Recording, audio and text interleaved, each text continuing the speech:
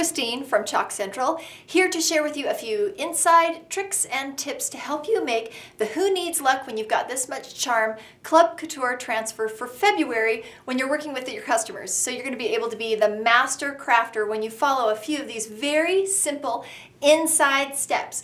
Now remember, the guidelines, the step-by-step instructions for making this project are in business documents so that you can easily print it and share it with your customers when they come to your Create and Take workshops.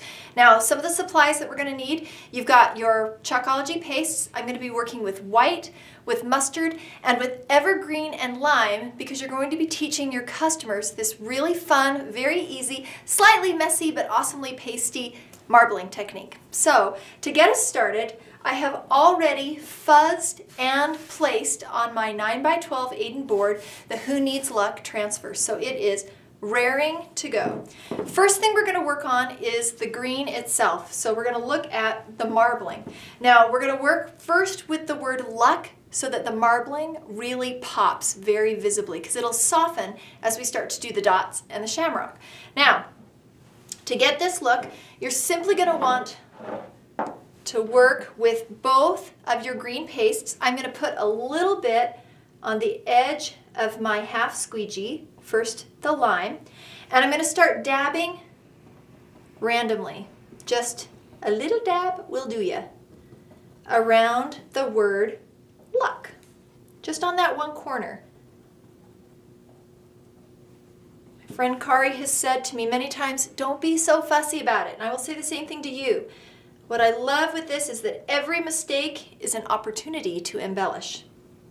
In chalking and in life, I feel.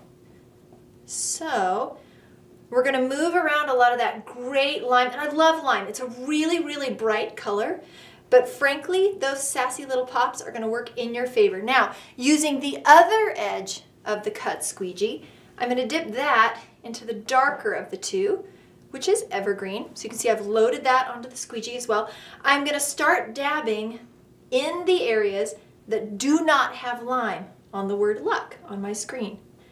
So I'm filling them in, I'm filling them in. If you need a little bit more as you're working through it, you can use a generous amount, but you don't need a whole lot. As you know, a little bit of paste goes a pretty long way. And if I do need a little more, I can pick it up. All right, just a little teeny bit more. I don't want to be stingy. Now, I really do have that marbling technique, and I'm kind of creating a new color that doesn't exist in nature. So when I scrape it off, I am not going to put it back into my paste jars. Oh no. You can see how it's loading up on my squeegee. If it gets to be a little bit much, I've got a wet wipe that's just right here at the ready to pick up the excess. And for me, I'm a lefty, so I'm going to scrape toward my dominant hand to get that off. Now what I'm going to do is I'm going to start working with my dots. And start on the top or the bottom, whichever one works for you. Same kind of idea. And because this may start to dry, if it's helpful for you, you can also start pulling this up mid-design. So once again, I'm going to get just enough of the corner to get me to the middle. I'm going to start pulling that down, down, down. Oh yeah, that looks so good. I'm loving it. And I even pulled past my shamrocks. It's okay. Now look, I've still got plenty on my squeegee. So I'm going to go back, start working on my shamrock because I've lifted it up off of luck. And if I need to reload my squeegee, I've got plenty here to work with. So, and you'll notice, yes, it'll start to mellow. My fun little marbling technique will mellow as I get toward the bottom of my project. No problem. So I'm going to just make sure I've got good coverage on my screen. And if I need a little bit more, I don't mind loading it up again, each edge. Okay. Load it, load it. You do want to work quickly, but this will be pretty forgiving. Okay, now I'm going to set this aside so that I can pull it all the way down.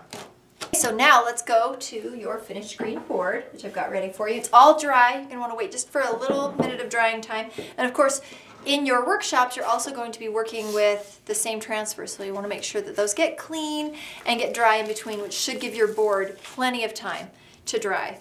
Now, for this portion, I'm going to recommend that you line up your transfer using the word luck as your guide, because you can see through the screen so perfectly. This is really an easy job. Now for the next steps, I'm going to flip the art around to face me. It'll mean that you're seeing this upside down. However, it'll be easier for you to follow along in the instructions when you're working with your customers. So I'm going to start with white, moving from the top down, the who needs, to when you've got this much. That's the next project that we're going to do. We're going to do all of the white. So I'm just going to move quickly through here, screening it nicely, covering all the areas on the screen.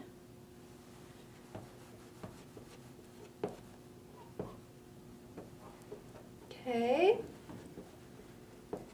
Got my who needs. And I'm scraping my excess as we go. Getting some nice coverage. That looks great. And you can go both directions, top to bottom, side to side. Which helps us preserve as much of that paste as we can. Love to stretch my paste. Now I'm going to move down to the next line, when you've got.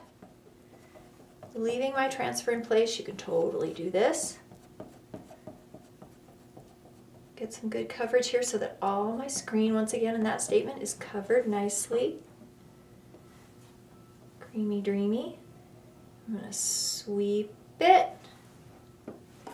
And sweep it again. Not being overly fussy. It's just not what we do. Okay, now I've just got to do this much. Same process. So this project you really can complete in a very, very few minutes. Coverage easily. Okay. I want to work quickly before that white gets very dry.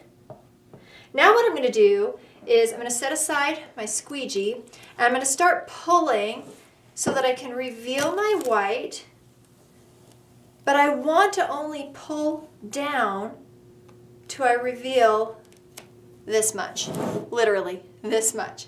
Now I've still got my charm in place, and that allows me to not have to reposition my transfer one more time. So I'm left-handed, so I'm just going to hold up my screen with my right hand, and I'm going to dip into my mustard paste, my mini squeegee, so that I can do the word charm, paste that up to perfection without having to worry about my white drying. This is a really great tip that I hope you share with your customers, because it's going to give you perfect placement without having to worry about peeling paste.